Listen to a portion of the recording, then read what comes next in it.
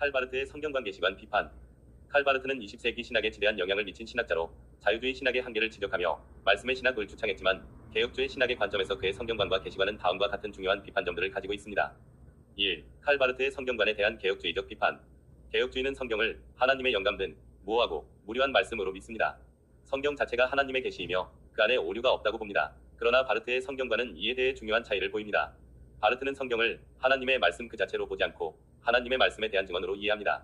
즉, 성경은 하나님 말씀을 기록한 인간의 기록물이며 하나님 말씀은 성경을 통해 독자에게 사건으로 임할 때 비로소 말씀이 된다는 것입니다.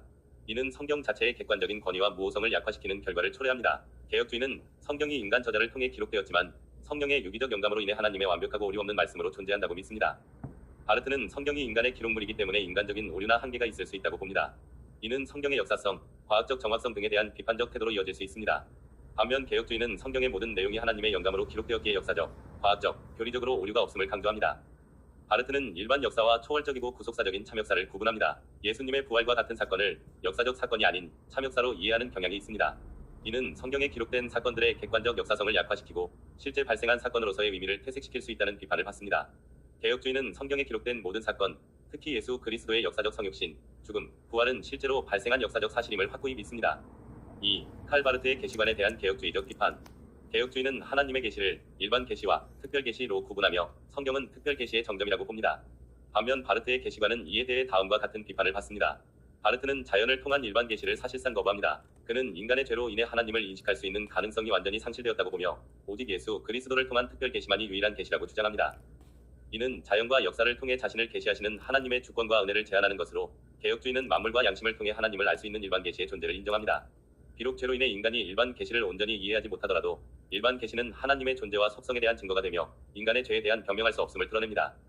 개혁주의는 하나님의 계시가 성경을 통해 명제적으로 주어졌다고 믿습니다. 즉, 하나님이 분명한 진리들을 언어의 형태로 우리에게 전달하셨다는 것입니다. 그러나 바르트는 계시를 주로 만남, 사건, 행동과 같은 실존적이고 역동적인 경험으로 이해합니다.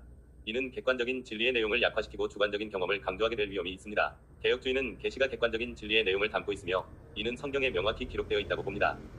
바르트는 계시를 오직 예수 그리스도 안에서만 이해하려 합니다. 물론 개혁주의도 그리스도 중심적 계시를 강조하지만 바르트는 이로 인해 성경의 다른 부분들, 특히 구약의 예언이나 율법 등의 객관적이고 독립적인 계시적 가치를 약화시키는 경향을 보입니다.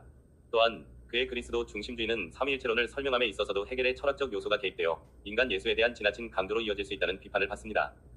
개혁주의는 성경의 완전한 영감과 모성, 무료성을 믿으며 일반 계시와 특별 계시를 모두 인정하고 성경이 하나님의 객관적이고 명제적인 계시임을 강조합니다. 반면 칼바르트의 신학은 개혁주의적 관점에서는 성경의 권위와 계시의 객관성에 대한 중요한 문제를 야기한다고 비판합니다.